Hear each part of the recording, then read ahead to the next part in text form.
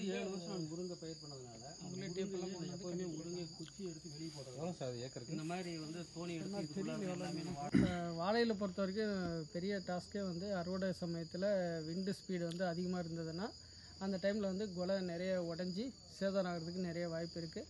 அதை தடுக்கிறதுக்காக இந்த லோ காஸ்ட் டெக்னாலஜியை வந்து இப்போ இந்த பகுதியில் இருக்கிற விவசாயிகள் வந்து பயன்படுத்திட்டு வராங்க. இது என்னென்னா இந்த டேப்பில் வந்து மரத்துக்கு வந்து 4 பக்கமும் சப்போர்ட் கிடைக்கிற மாதிரி ஒரு மரத்துலேருந்து இன்னொரு மரத்துக்கு கொஞ்சம் ஒரு 1/2 அடி கேப் விட்டு உள்ளார வந்து அந்த டேப் வந்து கட்டிடுறாங்க. அந்த மாதிரி கட்டும்போது காற்று வந்து எந்த திசையில் அடித்தாலும் அது கொஞ்சம் தூரம் ஃப்ளெக்சிபிளாக அந்த மரம் போயிட்டு திருப்பி ஒரிஜினல் பொசிஷனுக்கு வந்து நின்றோம்.